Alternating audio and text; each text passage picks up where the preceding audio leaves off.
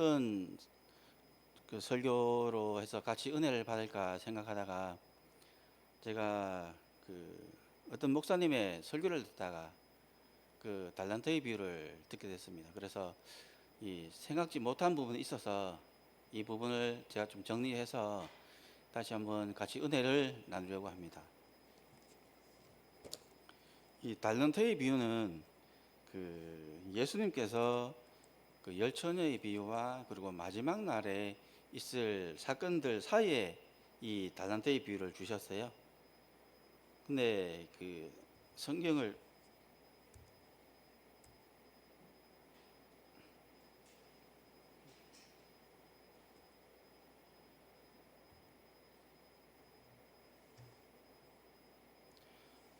우선 주제 달란트에 비유할 때 첫 주제 성구를 한번 읽어보겠습니다.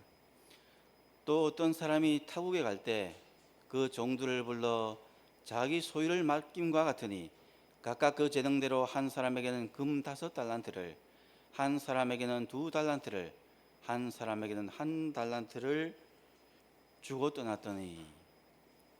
근데 이 말을 현재 우리가 있는 상태에서 해석할 것이 아니라 그때 예수님 당시 예수님이 그 당시에 그 모인 무리들을 보고 이 비유를 풀어서 말씀하셨어요.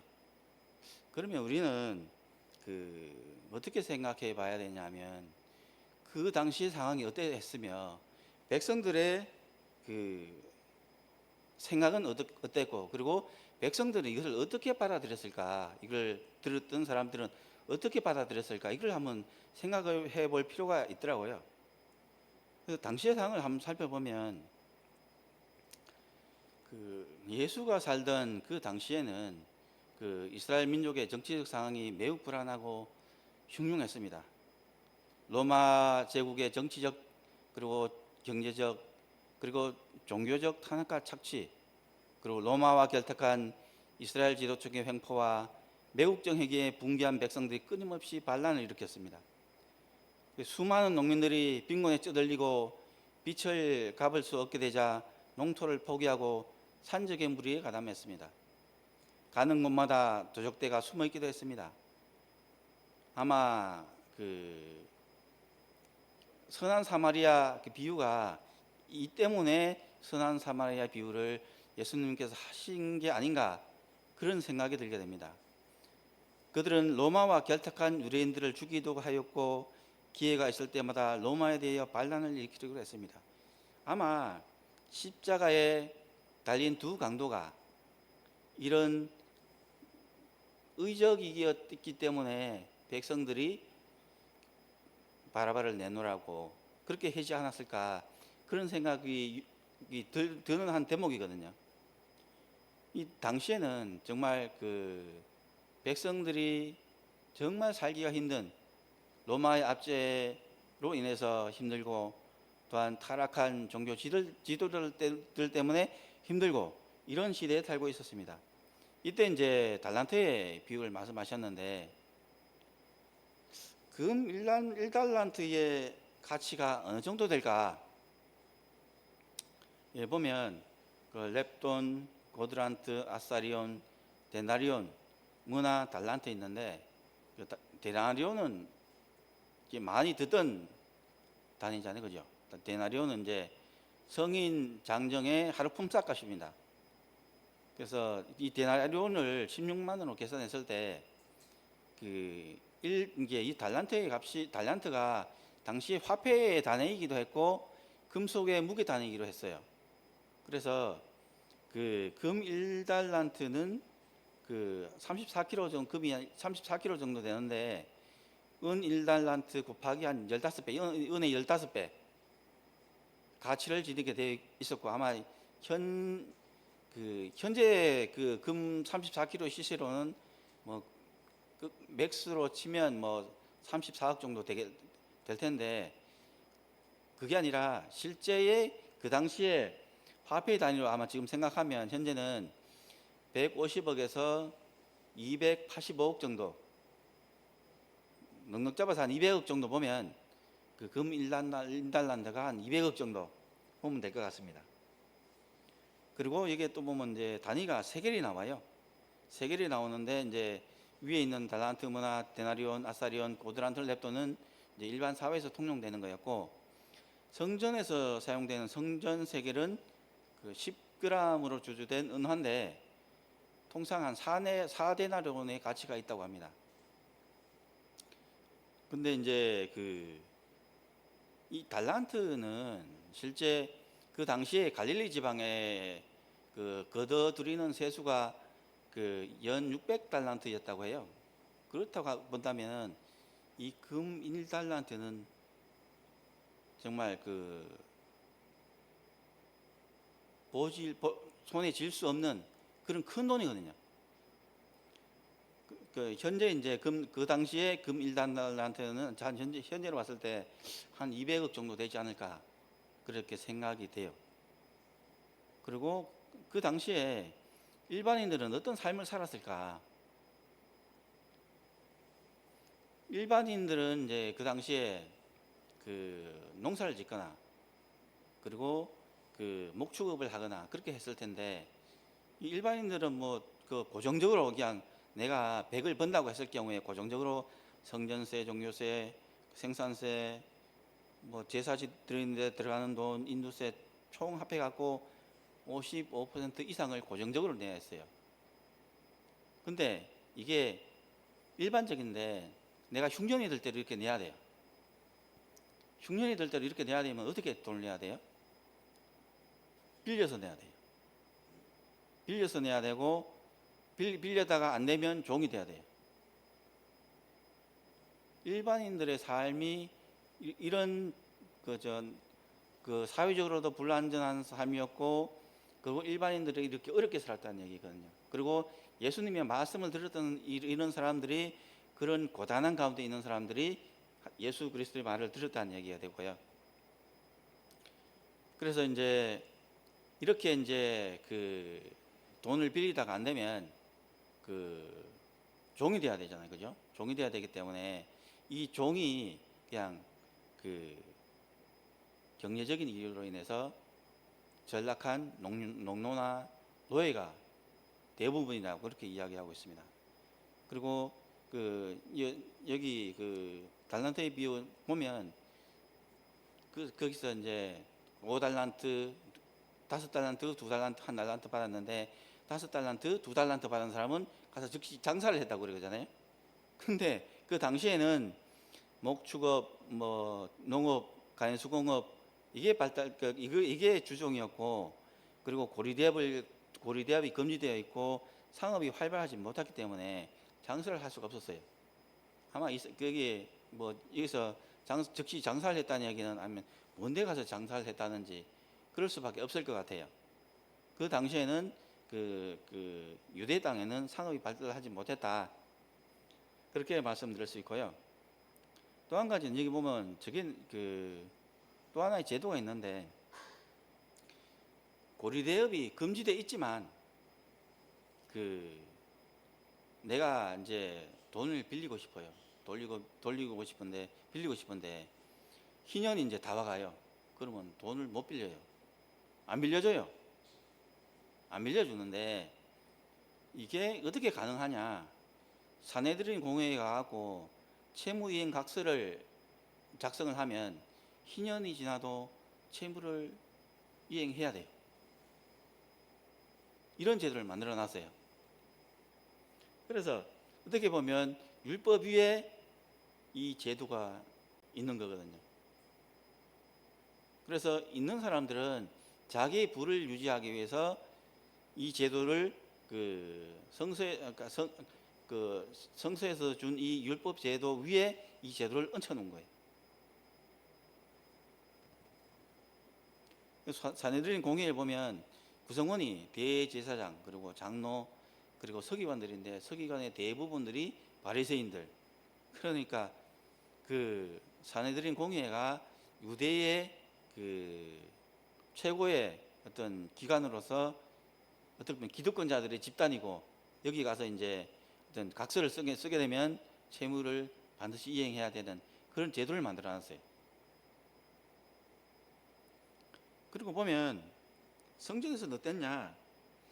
그 외부에는 이제는 로마의 화폐가 통용됐지만 성전에서는 성전 세겔이라는 제도를 만들어서 성전에서만 이게 통용되는 화폐를 성전 세겔로 만들었어요. 그러면 그 외부에서 이제 그 뭐 로마 화폐를 써요. 아까 보셨던 그런 화폐를 쓰면 사갖고 이제 그 성전에 헌금을 해야 돼요. 그러면 환전을 해야 돼요. 세겔로. 그리고 그 재물을 살 때도 그 성전 세겔로 바꿔야 돼요. 그러면 그 중간에 환전상이 낑겨요. 그 환전상이 낑기는데 환전상은 또 누가 결탁을 해요? 대사장들하고 결탁을 해요. 그래서 그 당시에 이제 그 성전에서는 이게 환율을 조작해갖고 이제 서로 이득을 취하는데, 원래 이제 뭐 정상적인 비둘기 가격은 그 7데나리온이라고 그래요. 근데 이게 비둘기 가격이 실제로는 그 6월절이나 이때는 25데나리온까지 올라간다고 그래요. 그러면 그 중간에서 그 이익을 다 취하잖아요. 누가 다 이익을 취해요? 대제사장, 제사장, 그리고 그와 결탁된 환전상들. 이렇게 되면 이 재물은 인당 기준이에요. 인당 기준이 있기 때문에 가난한 자들은 속죄를 하고 싶어도 성전에 가서 속죄를 못해요. 왜? 돈이 없어서. 이렇게 만들어놨어요. 그래서 이제 중간에 이렇게 그 당시에 보면 대제사장이 왜 예수 그리스도를 잡아서 십자가에 못 박으려 했을까? 기득권자들이 왜 그렇게 했을까라는 게 대목이 이해가 가요. 왜냐하면 자기의 기득권을 놓기 싫으니까. 이런 상태에 있는, 이런 사회적인 상황에서 예수 그리스도께서는 이제 백성들을 모아놓고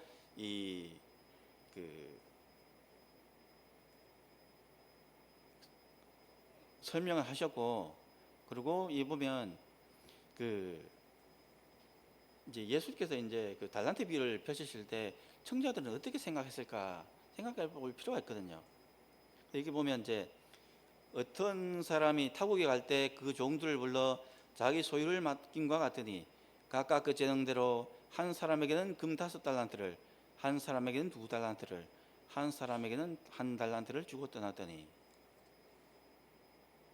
그 공무원 정결 규정에 보면 그 과장이 결제할 수 있는 금액, 그리고 그 국장이 결제할 수 있는 금액, 그리고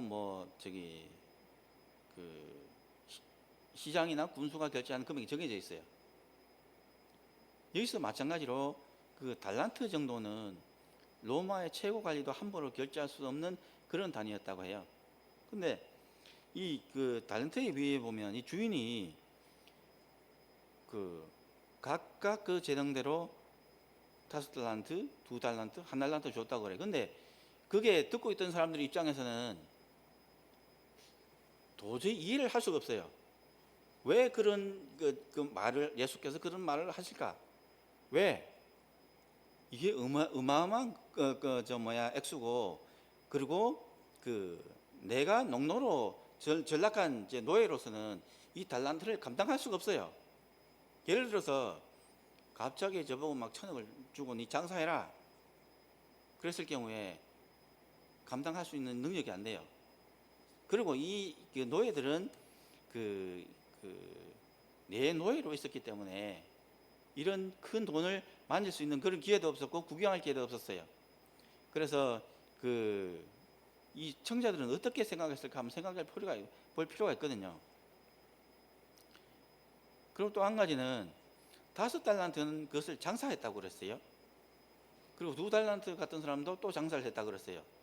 근데 그 당시 사회적인 상황이 장사를 할 수 있는 여건이 아니라 그랬잖아요. 상업이 발달하지 않았기 때문에. 그 당시 현실과는 너무 거리가 먼 비현실적인 이야기를 예수님께서 청중들 보고 하신 거예요. 그러면 가장 현실적인 자는 어땠을까? 5달란트 받은 자는 그거 갖고 장사했다 그랬어요. 바로 가서 이제 그것으로 장사했고, 2달란트 받은 사람도 바로 장사를 했고. 근데 그 1달란트 받은 사람은 가서 땅을 파고 그 주인의 돈을 묻었다고 그랬어요. 근데 이게 그 당시에 가장 현실적인 현실적인 행동을 이 1달란트 받은 자가 했어요.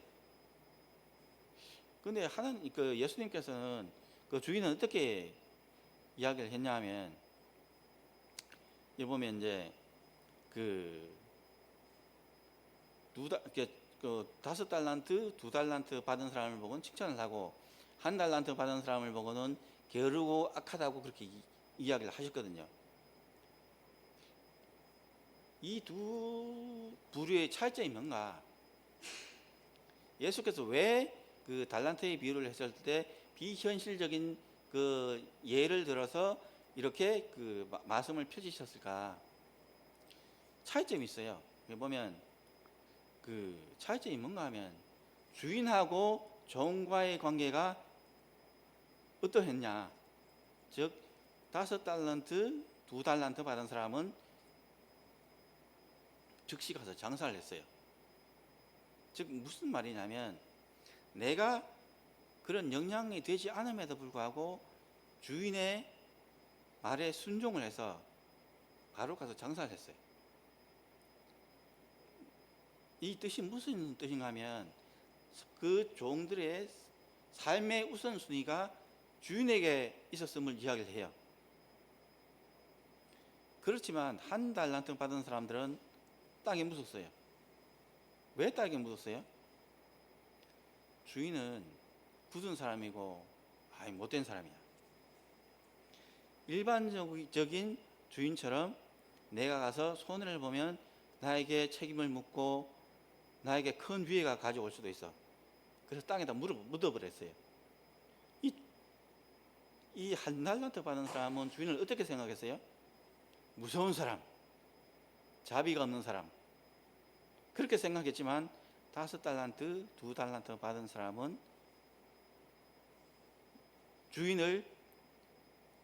주인의 말씀에 순종해서 바로 그 장사를 하고 또 장사를 잘해서 남겼어요.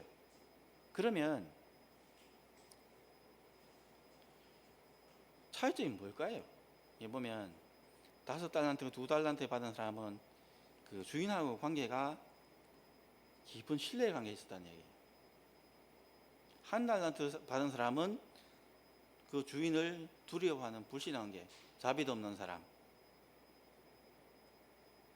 1달란트 받은 자는 와서 이르되, 주인이여, 당신은 굳은 사람이다.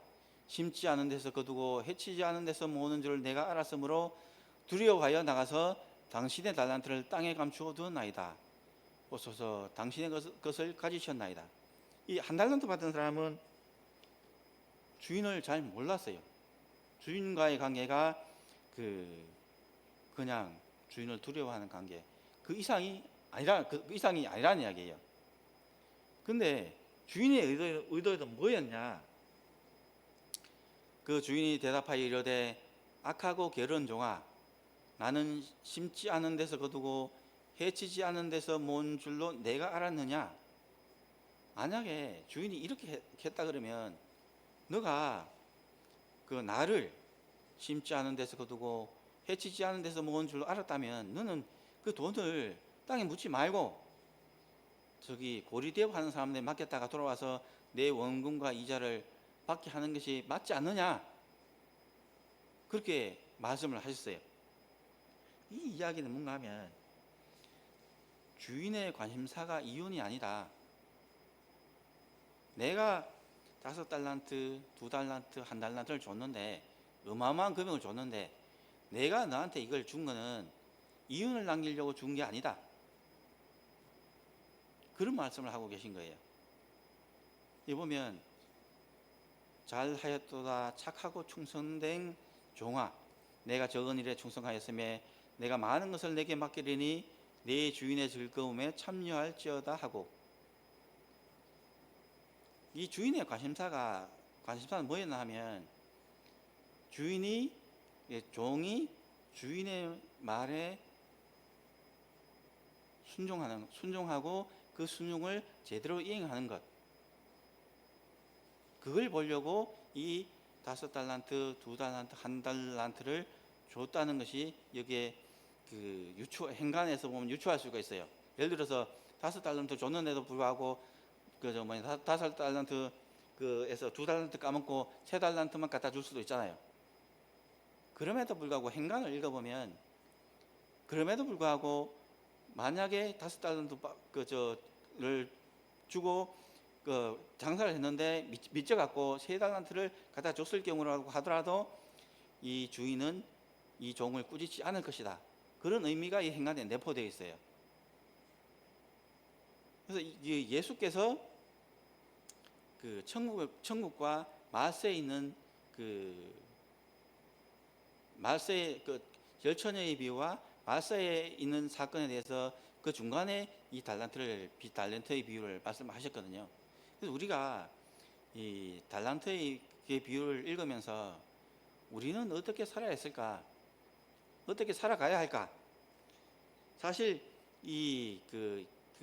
예수께서 청중들을 보고 말씀을 하실 때 그 청중들의 상태가 지금보다 훨씬 더 우리가 사는 이 시대보다 훨씬 더 깜깜한 그 시대에 살고 있었거든요.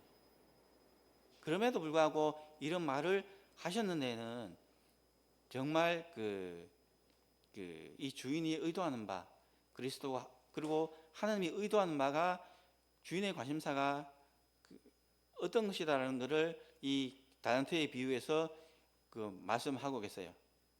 이 달란트는 내가 이만큼만 은혜를 너에게 주었으면 그 은혜에 대해서 순종을 하고 마땅히 순종해서 따르는 것이 맞다, 그렇게 해라고 말씀을 하신 거하고 같거든요.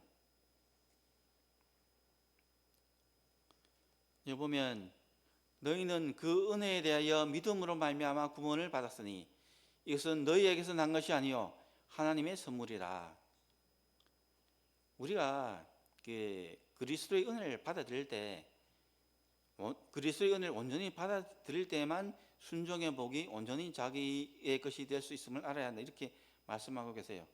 5달란트, 2달란트 받은 사람들은 그 주인의 은혜를 그대로 받아들였지만 1달란트 받은 사람은 그를 곡해를 해서 그걸 은혜로 받아들이지 않고 내가 반드시 이익을 남겨서 갖다 주지 않으면 큰 화를 당할 수도 있겠구나, 그렇게 생각을 했던 거거든요. 그래서 그 말씀에 보면 오랜 세월 제가 인간을 장악했고 잘하는 거짓과 속임수로 하나님의 말씀에 오해의 그림자를 들으며 하나님의 선의를 의심의 대상으로 몰았다, 이렇게 남아 있어요. 그리고 마지막 때 우리가 어떻게 살아가야 될까? 우리 신자들 중에는 만일 그들이 진지하게 생각해 본다면 자신들이 아무 일도 하지 않으면서 하나님께서 주신 재능을 소홀히 하는 범죄를 범하고 있음을 깨닫게 될 자들이 있다. 형제 자매들이여, 그대들의 구세주와 모든 거룩한 천사들은 그들의 마음의 완고함을 보고 슬퍼한다. 영혼들은 이들을 구원하시기 위하여 자기의 목숨을 바치신 그리스도의 사랑을 깨닫고 있으면서도 그대는 그리스도께서 위하여 죽으신 자들에게 그분의 은혜의 축복을 나누는 일에 거의 아무 노력도 하지 않고 있다. 이와 같은 의무에 대한 태만과 무관심은 천사들에게는 놀라운 일이다. 그대가 소홀히 한 영혼들에 대해 마지막 날에 심판받아야만 한다. 달란트 비유에 말씀하신 것처럼 집 주인은 각자에게 할 일을 맡기셨어요. 어떤 사람은 집 주인이 무서워 도망갈 것이 아니라 우리는 앞으로 나아가자, 뒤로 물러서지 말자, 우리는 매일 새로움이 회심하고 그리스도의 사랑이 계속하여 우리 심장 속에 고동침으로써 우리는 많은 영혼들을 구원하는 도구가 될 수 있을 것이다, 이렇게 말씀하고 계세요. 그래서 우리가 달란트의 비유는 관계에 대한 우리하고 주인과 종과의 관계에 대한 말씀을 하신 거고, 우리도 우리와 하나님 관계가 어떠해야 될지, 그 은혜와 받은 은혜와 소명은 어떠해야 될지 그 말씀을 하고 계세요. 그래서 마지막을 살아가는 우리도 이 마지막에 집 주인이 할 일을 마쳤다는 것처럼 그 5달란트, 2달란트를 받아서 그 성실하게 그 의무를 행했던 그 종들처럼 우리 모든 성도님들도 마지막 사명을, 은혜와 그 받은 소명을 다 할 수 있는 모든 성도들이 되시기를 간절히 바랍니다.